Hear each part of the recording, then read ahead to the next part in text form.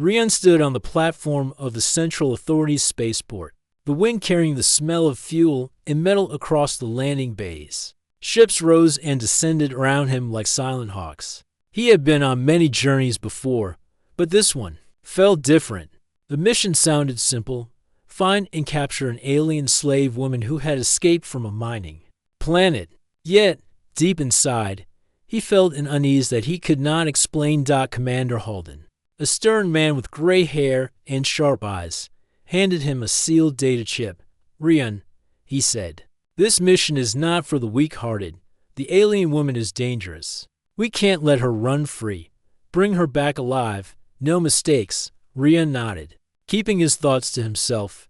He had heard many stories about aliens, how they were clever and sometimes cruel, but he had never met one in person. Like most humans in the Central Worlds, he believed what he had been told, that aliens could not be trusted. Still, as Halden spoke, something in Rian's mind whispered doubts. He walked toward his small scout ship, Starlight. It wasn't large or heavily armed, but it was fast and built for quiet missions. The metal ramp hissed as he stepped inside. Everything smelled of old circuits and oil, familiar and comforting. He placed the data chip into the console, and a holographic map of the galaxy appeared, highlighting a remote mining planet called Vernine. Why would anyone run to that place? Rian muttered to himself. Vernine was known for its harsh deserts, dangerous storms, and long-forgotten mines. Few people dared to live there. As the ship lifted off, the planet below shrank into a glowing marble. Stars stretched into long trails as the starlight jumped to faster-than-light travel. Alone in the cockpit, Rian thought of the mission ahead. He had spent his life following orders, believing in human rule across the stars. But lately, he had seen things that made him question if they were always right. Stories of alien workers treated unfairly whispered in corners of space stations. But no one dared to speak openly. The journey to Vernine took several days. Rian spent his time checking equipment, reviewing planetary scans, and listening to old flight logs from mining crews. Many spoke of strange sounds in the mines and of workers who vanished without reason. One report caught his attention. It described an alien woman who had freed other workers before escaping herself. The report didn't describe her as violent only, desperate for freedom. When Vernine finally appeared through the viewing glass, it looked like a dead world. Rust-colored dust storms rolled across endless deserts. Jagged mountains rose like broken teeth. There were no signs of cities or living settlements. Rian guided the ship carefully through the thin atmosphere and landed near an abandoned mining outpost. The structure was half buried in sand, its metal walls eaten by time and storms. Stepping out in his light suit, Rian felt the weight of isolation. The wind whistled through broken antennas. Old mining carts lay scattered, their tracks leading nowhere. He scanned the area with his tracker. Faint life signs flickered far beyond the dunes. It had to be her. He packed water, a scanner, and a stun device, then began his journey. The sun burned overhead, turning the ground into hot metal beneath his boots. Hours passed with no sight of life. Only the whispers of wind and the crunch of sand accompanied him. Just as he considered returning to camp, he spotted something strange, a trail of light footsteps leading toward a distant canyon. He followed carefully, trying not to make noise. The canyon was narrow, its rock walls glowing faintly under the twin suns. At first, it seemed empty, but then he saw her. The alien woman moved silently among the shadows. She had smooth, teal-toned skin that shimmered softly under the fading light. Her hair, long and dark, clung to her shoulders from the heat. She looked thin and tired but carried herself with quiet strength. Rian expected her to attack or run, but instead, she turned slowly and raised her hands, not in surrender, but in a gentle plea. Her eyes were unlike human eyes, a deep shade of silver that seemed to hold both fear and hope. "Please," she said softly, her voice carrying an accent unlike any he had heard. "Don't take me back." For a moment, Rian froze. His mission was clear: capture and return her. But nothing about this scene matched what he had been told. She didn't look dangerous. She looked hunted. "I don't want to hurt you," Ryan said carefully, his hand near the stun device but not drawing it. I was sent to bring you back to the authority. Her expression turned to sorrow. If they take me back, I will not live long. Many of my people did not survive the mines.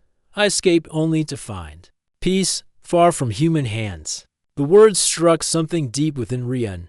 He thought of the rumors, of the hidden truths the authority never spoke of. Could it be real? Could humans be wrong? He didn't know what to say.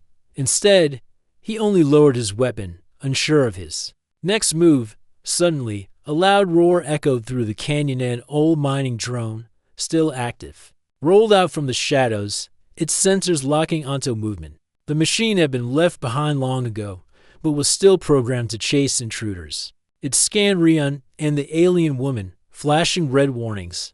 Its metal arms swung open, ready to capture anything nearby. Run, Ryan shouted, without thinking. He grabbed her hand, and they sprinted together through the narrow paths of the canyon. The drone crashed through rocks behind them, kicking up dust.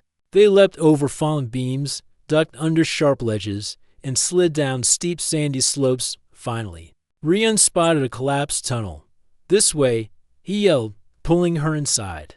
They crouched in darkness as the drone's sensors searched outside, then moved away, losing their trail dot in the silence. Both of them breathed heavily. Ryan realized he was still holding her hand but didn't let go.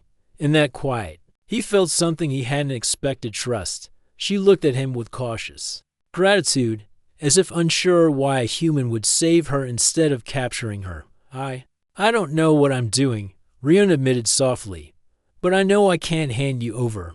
Not yet. The alien woman studied his face, then nodded. My name is Malus, she said. Ryan, he replied. In that moment, something shifted. Between them, the mission was no longer simple. Whatever came next, Ryan knew he could not see Malus as just a target. She was more than that, someone worth understanding, maybe even protecting. As night fell over the desert, stars blanketed the sky above Veronine. Ryan and Malus stayed hidden in the tunnel, silent but no longer strangers. Neither of them knew it yet, but this meeting would change not only their lives, but perhaps the future of humans and aliens. Across the galaxy, the desert sun burned hot over Veron as the Ravenet clans gathered once more. Reinforcements had arrived: new armored carriers, heavy plasma cannons, and hundreds of fresh warriors. The Zathan Dominion believed that more power would crush the humans quickly. Captain Varek stood before the new commanders, trying to hide his unease. He had already lost many soldiers without even seeing the enemy's full strength. One of the new leaders, Commander Sharn, laughed when Varek spoke of traps and vanishing squads. They are only humans, Sharn said confidently. We have numbers, firepower, and speed. This battle will be over soon. But Varek knew better. The fear that had begun to spread in the first battle still haunted his warriors. Many were restless, checking their surroundings at every sound. Machines were repaired, but failed again as soon as they entered the dunes. Supplies disappeared without a trace. The humans were not simply fighting. They were breaking the spirit of the mercenary army. That night, as the mercenary camp prepared for another offensive, a strange hum echoed through the desert.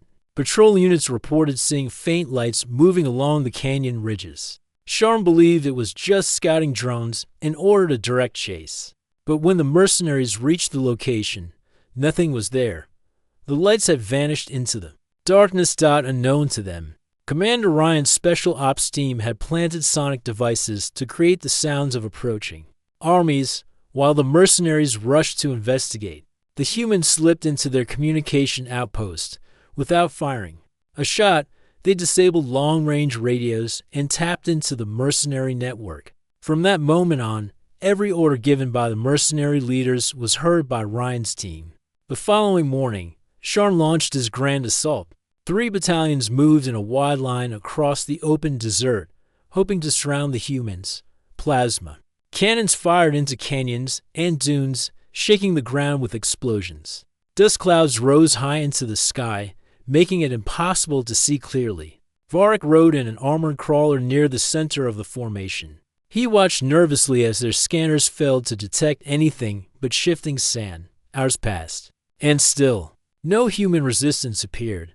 Sharn began to think they had scared the humans away. Suddenly, screams echoed from the left flank. Explosions erupted where armored carriers had rolled into a narrow pass. The mercenaries tried to retreat, but hidden. Charges collapsed the rock walls, trapping vehicles inside. From the cliffs above, small human drones dropped smoke bombs and decoys, making it seem like hundreds of humans were attacking at the same time. The right flank reported heavy fire, but when reinforcements arrived, they found only automated turrets left behind by the special ops. The humans had set these traps days earlier. Knowing exactly where the mercenaries would march, confusion spread quickly. Sharn shouted orders, but false commands echoed through the hacked communication channels. Soldiers turned in the wrong direction, thinking they were following commands from their captains. Supply carriers were abandoned as their fuel tanks mysteriously leaked, sabotaged in the night by humans who had sneaked into camp without being noticed. From a high dune, Ryan watched the chaos unfold. His team moved swiftly, hitting targets and disappearing before anyone could react. Mira led a small squad to disable artillery, while others used portable jammers to confuse enemy sensors. Not a single large battle took place, yet the mercenaries suffered heavy losses. As the sun set, Varric finally saw them, not an army, not even a full platoon. Just a few human soldiers appeared on a ridge, silhouettes against the red sky. Before mercenaries could fire, they vanished again into dust storms, leaving only burning wreckage behind. When night fell, the battlefield was silent. The mercenaries had withdrawn to regroup. Hundreds of machines were destroyed, ammunition was lost, and morale had fallen even lower than before. Round campfires, alien warriors whispered stories of humans who walked without sound, who struck like lightning and disappeared like smoke. Some claimed they saw humans crawling out of the sand itself, as if the desert fought alongside them. Varric knew these were only frightened words, but he could not deny the fear he felt himself. They were not fighting soldiers, they were fighting shadows. Back in the human hideout, Commander Ryan and his team rested briefly in a canyon cave. They had survived another overwhelming attack without losing a single member. Mira handed Ryan a portable scanner showing intercepted messages from the mercenary command. "They're starting to doubt each other," she said softly. Ryan nodded. "Good. If they can't trust their own leaders, they can't fight as one. That's how we win." One of the younger soldiers, Tar-On, looked worried. "Sir," he said, "we're only 15 people. What happens if they finally trap us?" Ryan glanced at him calmly. "Then we fight smarter. This war isn't about killing every enemy. It's about making them afraid to fight at all." The next days continued much the same. Every time the mercenaries tried to advance, they lost men and machines to clever traps. Humans lured them into narrow canyons where they could only move single file, then triggered rock slides. When mercenaries tried to flank from the high ground, they found their paths mined. At night, strange sounds filled the camp's voices, whispering through hacked loudspeakers. Footsteps circling tents, alarms triggered without reason. Warriors woke up exhausted, certain they were surrounded even when no enemy was there. One evening, Varric received a report that chilled him. An entire outpost had vanished. 200 mercenaries, along with vehicles and supplies, were simply gone.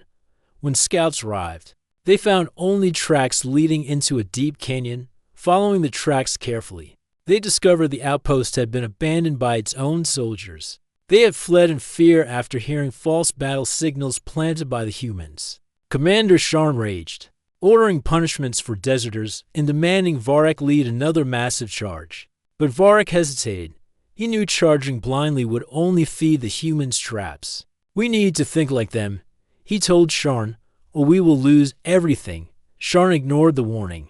The next morning, he led 3 more battalions into the rocky highlands where he believed the humans were hiding. Ryan had predicted this move days earlier. His team waited silently as mercenary columns moved into a narrow basin. At the perfect moment, explosives hidden under the sand ignited.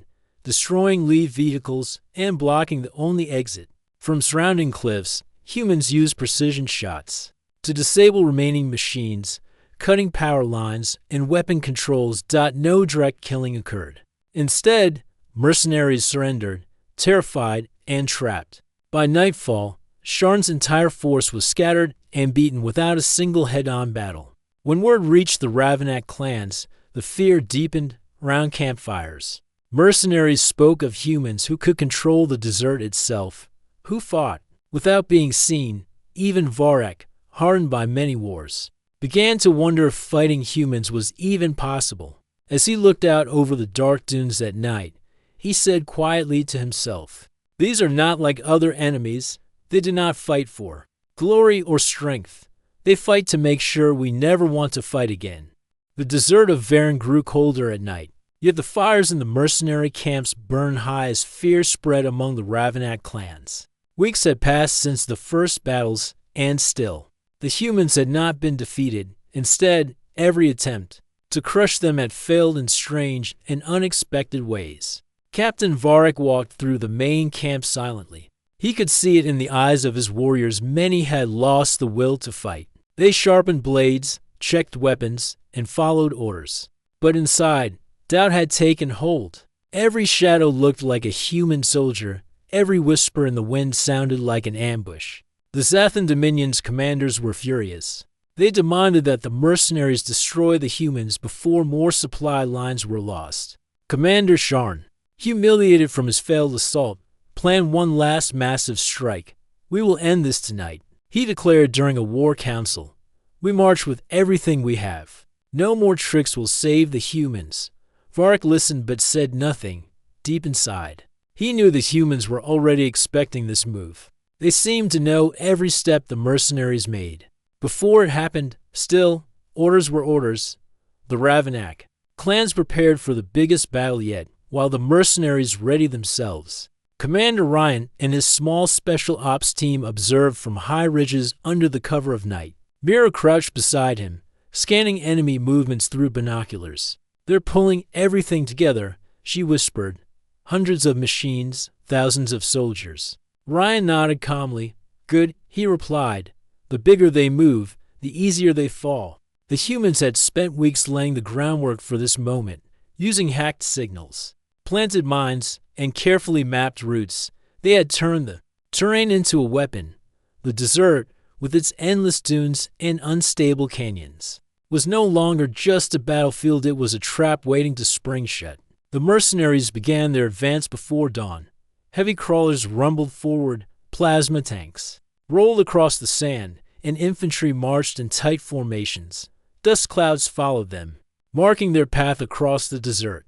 Commander Sharn rode at the front, determined to wipe out the humans once and for all. Hours passed without resistance. Some mercenaries even started to believe the humans had fled. But Varek felt uneasy. The silence was wrong. No traps had gone off. No ambushes appeared. It was as if the humans were leading them somewhere.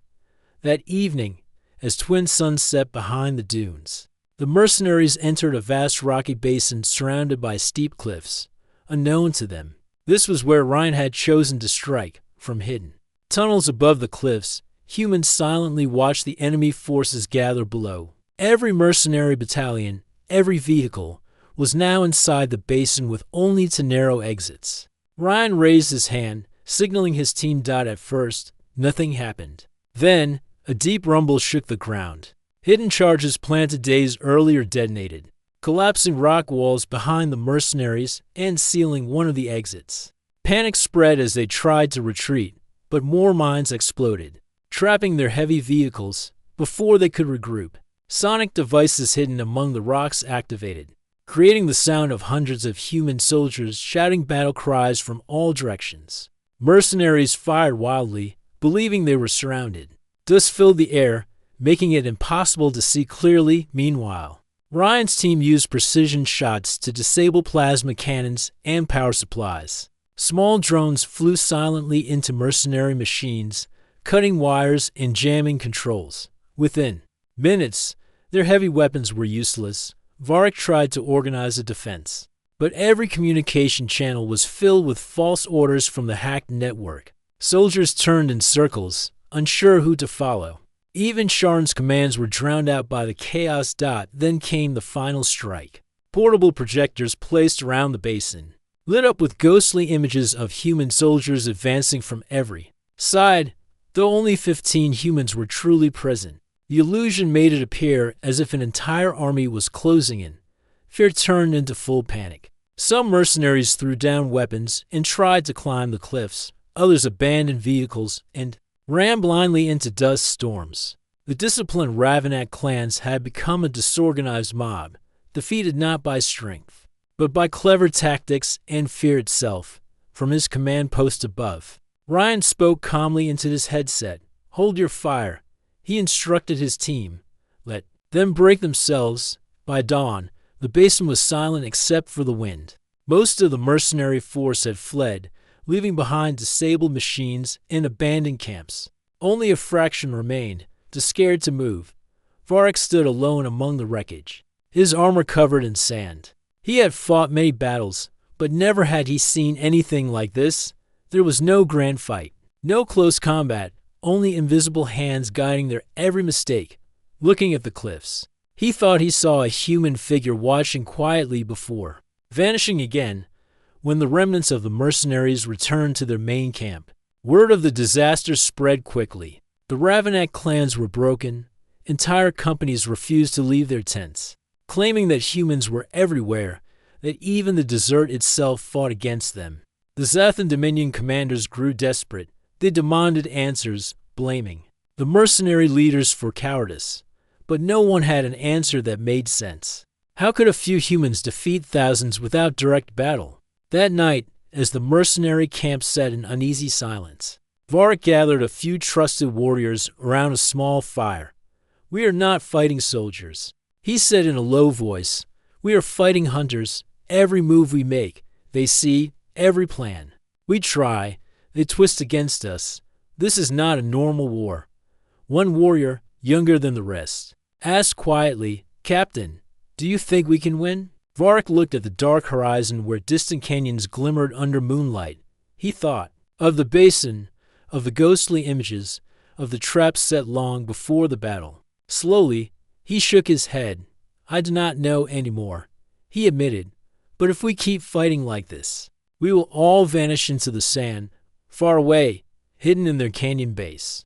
Commander Ryan's team rested. They had not fired more than a few shots, yet they had crushed another massive assault. Mira sat beside Ryan, looking at the stars. "They'll bring more soldiers," she said softly. Ryan nodded. "Yes, and we'll show them the same thing," he replied. "Numbers mean nothing when fear walks beside you." The desert wind howled through the night, carrying tales of ghostly humans who turned entire armies into dust, without ever standing face to face. The legend of Varen was growing, and soon, even mercenaries who had never set foot on the planet would hear the stories and wonder if fighting humans was worth the price. The desert winds of Varen carried silence after the last battle, where there had once been thousands of alien mercenaries marching with pride. Now there were broken machines, half buried in the sand, and camps filled with quiet whispers. The fear of the human special ops had become stronger than any weapon. Captain Varric stood near the edge of the mercenary camp, looking at the wreckage of armored crawlers being repaired. Even the toughest warriors now moved with hesitation. They avoided traveling at night, and some jumped at simple sounds like wind shifting through metal sheets. The memory of the basin ambush would not fade easily. The Zathan Dominion commanders were furious. High officers arrived in sleek, black ships, their voices sharp and cold. They threatened punishment if the mercenaries failed again. "The humans are few," one officer said. "You outnumber them thousands to one. You will crush them or face consequences." But numbers no longer mattered. Every mercenary had seen what happened to large forces. Fear made them slow, made them question orders, made them look over their shoulders instead of forward. Commander Sharn refused to accept defeat. Still injured from the last battle, he gathered remaining battalions for another assault. "We attack again," he growled during a war council. We will burn every canyon until they have nowhere to hide." Varric did not speak at first. He studied the map on the table, knowing that wherever they went, the humans would be waiting. Finally, he said quietly, "You do not understand. They are not hiding. They are leading us into traps. If we continue like this, we will lose every warrior." Sharn slammed his fist on the table. "Cowardice," he shouted. "These are humans. They are weak. We are strong." But even as he spoke, other mercenary captains looked away, unwilling to meet his eyes. They were not sure anymore. That night, Varric walked alone through the camp, thinking about the war. He had fought many species across many worlds, but humans were different.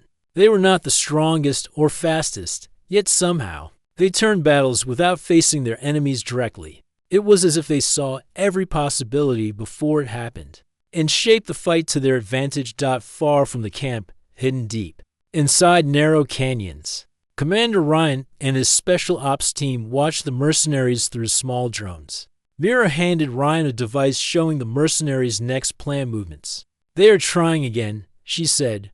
Ryan studied the map. "They'll never stop unless we make them want to stop," he replied. "Fear is not enough. We must break the Empire's grip over them." The humans had captured small pieces of enemy technology during previous raids. They now used those tools to send false messages into mercenary communication channels. In these messages, it sounded as if the Empire was blaming the mercenaries for failures and planning to abandon them if they continued to lose. Some messages even hinted that new mercenary clans would replace them soon. As days passed, these false signals spread distrust. Mercenary captains argued during meetings. Some refused to join assaults, fearing they were being used as expendable forces. Quietly, a few even sent scouts to search for the humans, not to fight them, but to talk. Meanwhile, the Empire introduced a new strategy. Heavy plasma artillery was brought from orbit and set up across the desert. The idea was to destroy human hideouts with overwhelming firepower, leaving no place to escape. One night, bright lights flashed across the desert as plasma cannons began their bombardment. Whole sections of canyon rock melted into glowing glass. The mercenaries believed it was their final victory. But when the artillery crews checked their targeting systems, they discovered something terrifying. The cannons were not hitting human positions, they were firing at their own supply depots. Explosions tore through fuel stations and ammunition storage. Fires burned high into the sky, consuming valuable resources. The Empire was shocked. Somehow, the humans had hacked into targeting controls. Ryan's team had planted small transmitters during earlier raids, allowing them to take command of the artillery from a distance. In a single night, the humans destroyed half the Empire's supplies without stepping foot on a battlefield. Mercenaries watched in disbelief as their own Empire's weapons turned against them. In the morning, Varric met with other clan leaders secretly, away from Empire overseers. They spoke in low voices about what they had witnessed. "This is no longer war," one said. "This is a hunt, and we are the prey." Another captain nodded. "Even the Empire cannot protect us. Their guns fire on us as if humans control them." Varric looked at the group. "We must think differently," he said. "We are not facing a normal enemy. If we continue to fight blindly, we will all vanish. Perhaps we must find another way." Back in the human base, Ryan received reports from Mira. "The mercenaries are arguing," she said. "Some of them want to stop fighting. Our messages are working." Ryan, "Remain calm." "Good, but we need to show them more. We need them to understand that we are not their enemy, only the Empire is." The humans planned their next move carefully. Instead of striking mercenaries directly, they targeted the Empire's main command center, a fortified crawler station near the center of the desert. In a nighttime raid, the special ops team moved like shadows through enemy patrols, silently cutting through security systems. They entered the crawler without setting off alarms. Using stolen codes, they shut down long-range communications and erased orders sent from the Empire's fleet. When the mercenary guards awoke, they found their own Empire's officers locked inside a command room, powerless. With the Empire's communication disrupted, Ryan broadcast a message across all channels. It was short and calm. You are mercenaries, not slaves. You fight for an empire that sees you as tools. We do not wish to kill you. Leave this planet, and you will live, stay, and the empire will spend your lives without care. The message repeated for hours. Many mercenaries stopped what they were doing to listen. Some believed it immediately. Others doubted. But all of them felt the weight of truth. Varric listened quietly inside his tent. The voice was calm, not threatening, not angry, just certain, deep inside. He knew the humans were right. The Empire had no honor in this fight. They only cared about victory, even if it destroyed the Ravenak clans completely. The next day, small groups of mercenaries refused to join attacks. Patrols returned without engaging. Claiming they saw nothing, the Empire grew angry, punishing deserters.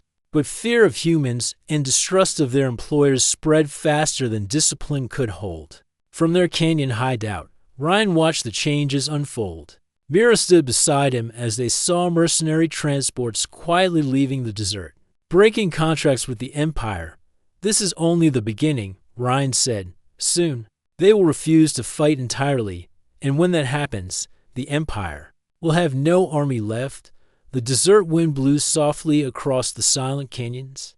The legend of humans small in number but impossible to defeat was now turning into something greater, a force that could shatter even the will of entire alien armies without ever needing to meet them face to face. The desert of Varen had changed. Once filled with marching alien mercenaries, it was now quiet. Many warriors had started leaving their posts, traveling away in small groups during the night. Others stayed but refused to follow orders. The Empire's commanders shouted and threatened, yet their power grew weaker each day. Captain Varric sat near a dying campfire, watching the twin moons rise above the dunes. His warriors had gathered around him, tired and unsure of the future. For weeks, they had fought humans and lost again and again. But now, things were different. The humans were no longer just enemies, they were a force that seemed to know every thought, every plan. Varric's second in command, a young warrior named Dren, spoke softly. Captain, he said, I have seen soldiers pack their gear and leave. Some whisper that humans offer them safety if they walk away. Are these lies? Varric shook his head slowly.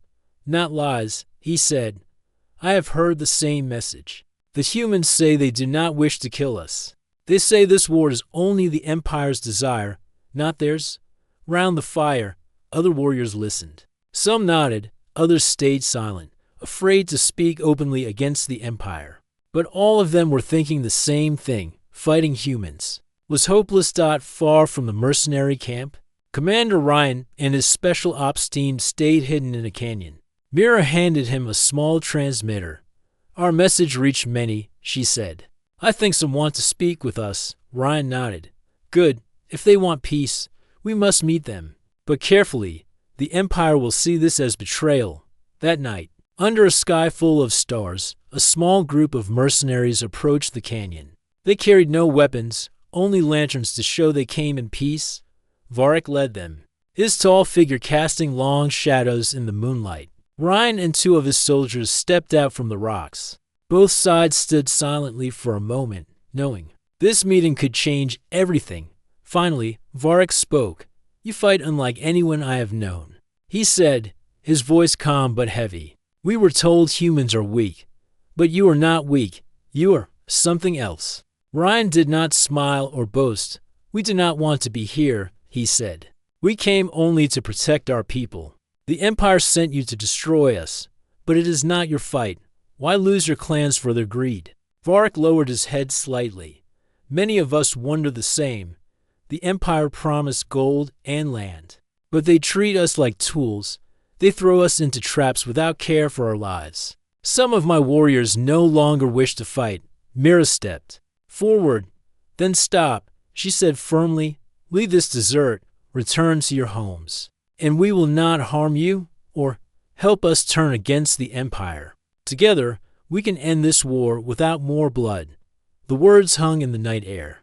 Varric looked at the human commander, seeing no fear in his eyes, only determination. He thought of the battles, the tricks, the way humans move like ghosts. He knew they could not be beaten. Slowly, he nodded. "I will help you," Varric said. "But many fear the Empire. They will not believe it is safe to resist unless they see the humans truly can protect them." Ryan extended his hand. "Then we show them," he said. From that night on, secret meetings began between human special ops and mercenary captains. Willing to turn away from the Empire, humans shared information about traps and safe routes.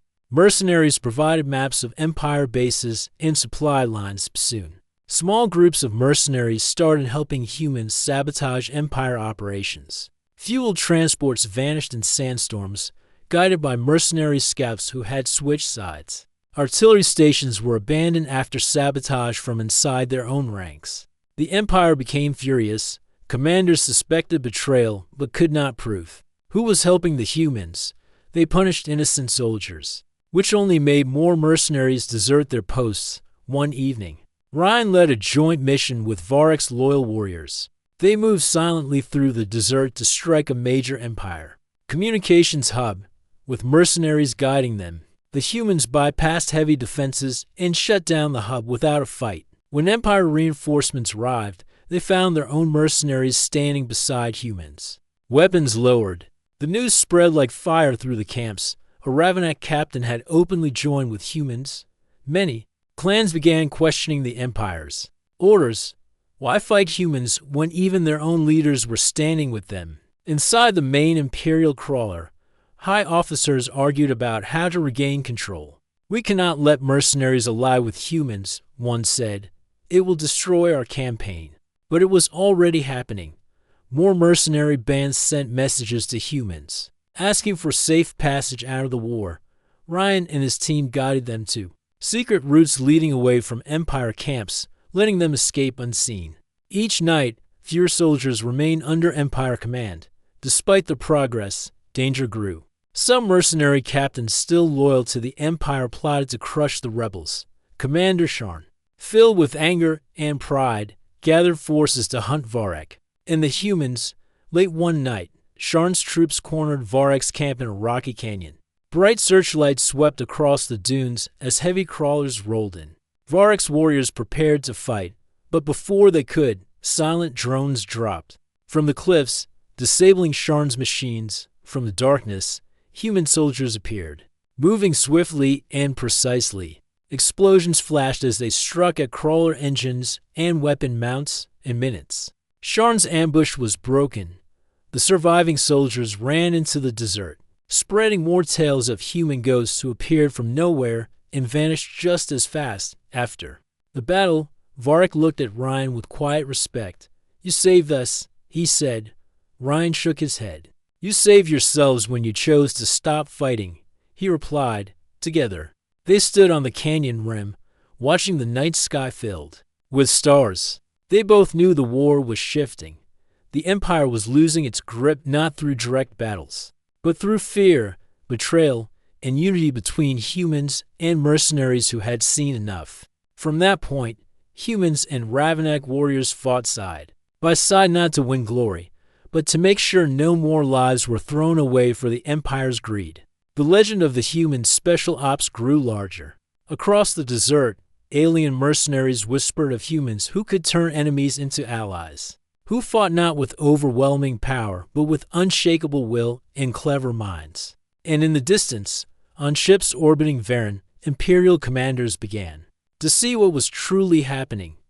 The mercenary army they had paid for was crumbling, not because of battles lost, but because humans had done something no one thought possible. They had made hardened alien mercenaries refuse to fight.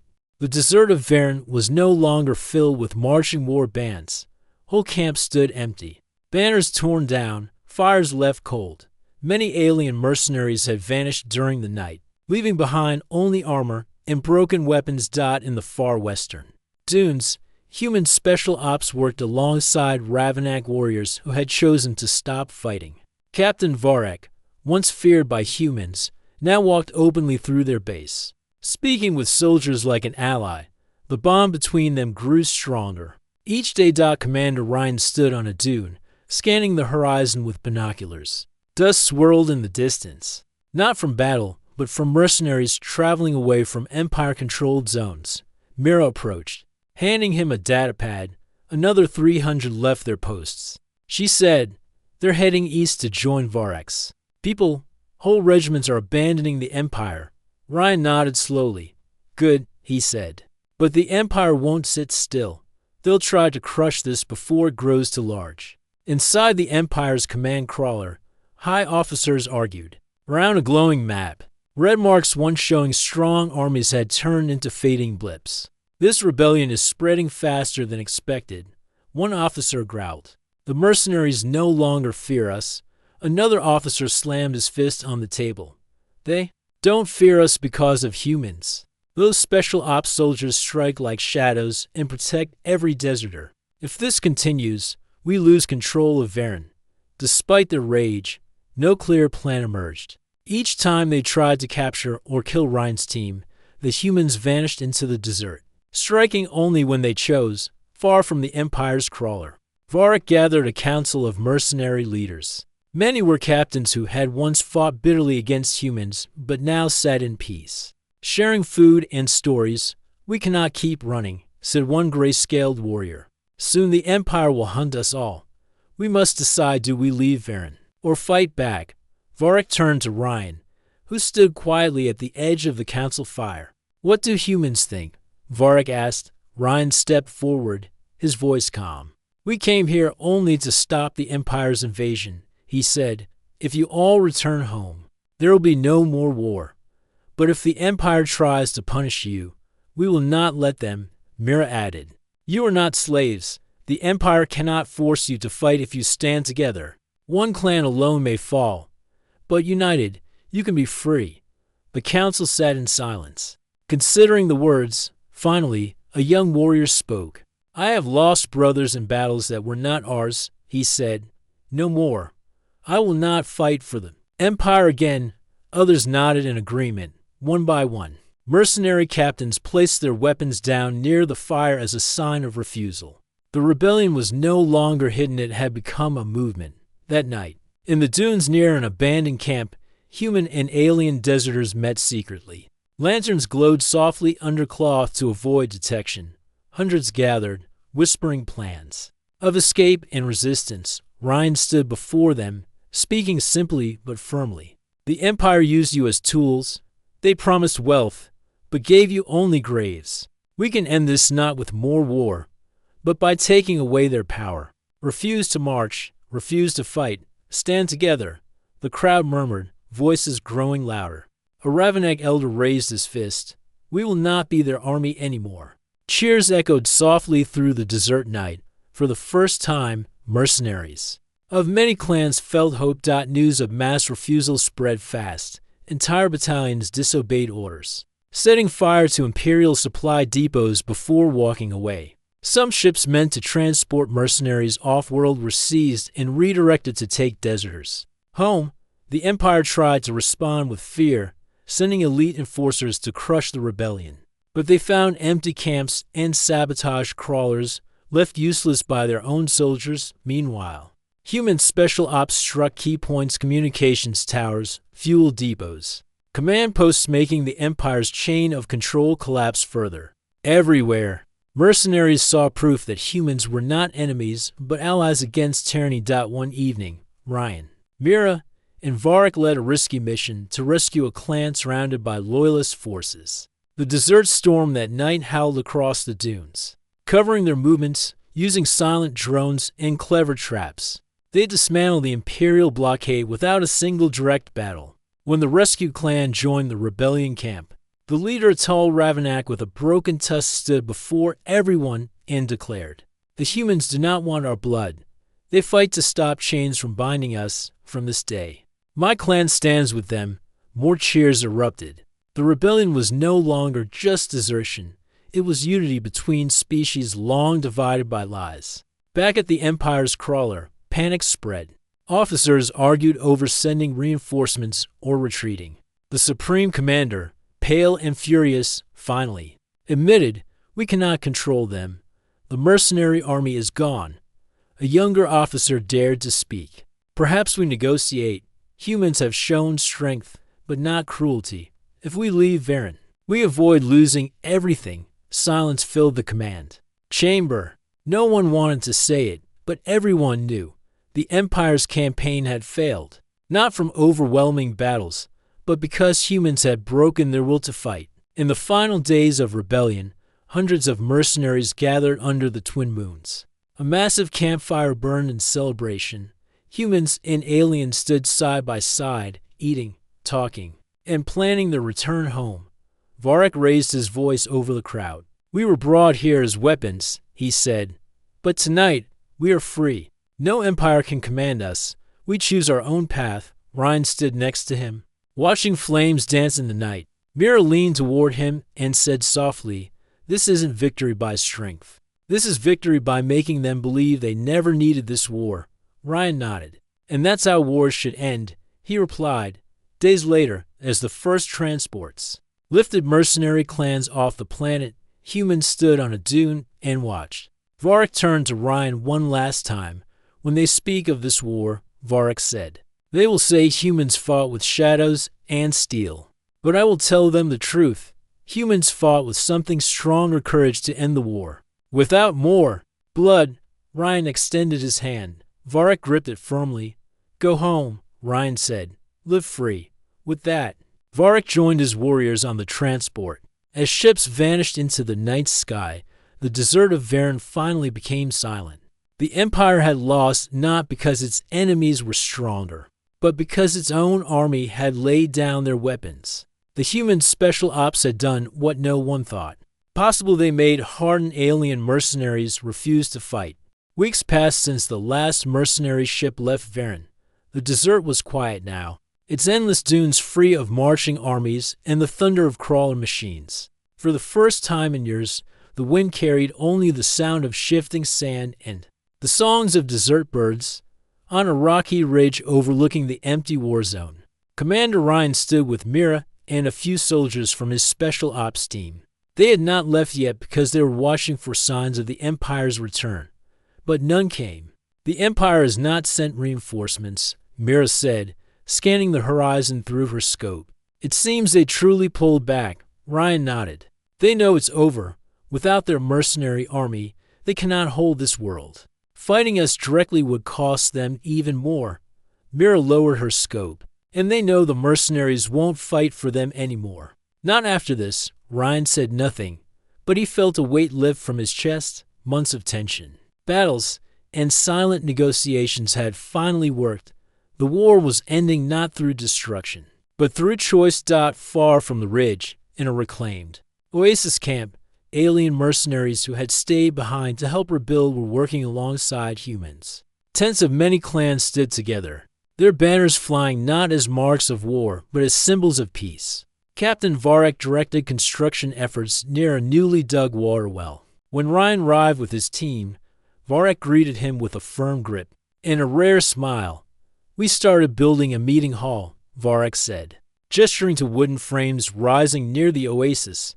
"Your engineers helped design it. Soon, all clans can speak here as equals." Ryan walked through the camp, watching humans and aliens passing tools to each other. Working shoulder to shoulder, children from both species played in the sand, chasing small desert lizards. It was hard to believe that only weeks ago, this same desert had been filled with bloodshed. That evening, leaders of several clans gathered inside a large tent lit by soft lanterns. Ryan, Mira, and other human officers joined them. The mood was calm, but everyone understood this meeting would decide the future. An elder with golden scales spoke first. "We will not return to the Empire's call," he said, "but we fear their revenge. They will not forget losing this world." Ryan replied steadily, "The Empire lost because you stood together. If they try again, we will stand with you, not as enemies, not even as allies in war, but as protectors of peace." Varric added, "Our people have seen what humans can do. You fight with precision, but more than that, you showed us we did not need to fight at all. That is a lesson our clans will not forget." The council agreed to form a united defense pact, humans and alien mercenaries working together to ensure no empire could ever force them into war again. supplies, knowledge, and safe travel routes would be shared. Old rivalries between clans began to fade as they realized unity was stronger than gold, offered by any ruler. Days later, a small human diplomatic ship landed near the oasis. It carried envoys from other nearby worlds. They had heard of the rebellion and the strange way the war ended. Many feared the Empire might turn its eyes toward their planet's necks. The envoys met with Ryan and the Alien Council, sitting around a wide wooden table under the desert stars. They spoke of forming something new, not just a peace for Varen, but a greater alliance of free worlds. "We have all suffered because of the Empire's hunger," said a young envoy from a forest planet. "But here, you prove war can end without destroying everything. If humans and Ravnak mercenaries can stand together, so can we." Slowly, plans were drawn for trade routes, shared defense forces, and a council that would give every world a voice. It would take time, but it was a beginning. One evening, as the sun set over the dunes, Ryan walked alone to the top of a high cliff. Below him, he saw small fires burning peacefully in the rebuilt camps. Distant laughter and the sound of drums carried on the wind. Mira joined him, holding a datapad. "Command wants us back soon," she said. "They're calling this a success, beyond expectation. They never believed mercenaries would lay down their arms." Ryan smiled faintly. "Neither did I, at first. We came here to stop a war, not to change the galaxy. But sometimes you fight by refusing to fight." Mira looked out at the horizon. "Do you think it will last? This peace?" Ryan nodded slowly. "It will last because they chose it themselves. The Empire can take soldiers, weapons, and land, but it cannot take away what these people have learned." Before leaving Varen, Ryan visited Captain Varric one last time. The mercenary stood near the meeting hall, now nearly complete. "You're leaving soon," Varric said, noticing Ryan's packed gear. "Yes," Ryan replied. "But the alliance you built will grow. We'll send support when needed." Varric looked toward the desert, his voice steady. "When they write songs of this war, they'll tell how humans made the desert silent, not with victory, but with peace. That is rare in our galaxy." Ryan extended his hand, and Varric grasped it firmly. "Take care of them," Ryan said. "I will," Varric promised. "And if your people ever need us, not for gold, but for justice, we will answer." As dawn broke, the human special ops shuttle lifted off from the desert floor. From the window, Ryan saw mercenaries waving below, their banners fluttering. In the wind, alien ships joined in salute, flying in formation to escort the shuttle out of the atmosphere. Looking down at the world they were leaving behind, Ryan felt a quiet pride. The war that began with fear and bloodshed had ended with unity. In the dark silence of space, Mira turned to Ryan. "What will you tell command?" she asked. Ryan gazed at the stars, thinking of the mercenaries who had chosen freedom, of the humans who had fought not to destroy but to change hearts. "I'll tell them," Ryan said slowly, "that the greatest battle we won was the one we never had to fight." And as the shuttle disappeared into the vastness of space, Varen's twin suns rose over a desert finally free from chains, carrying the first light of a lasting peace across nearby worlds.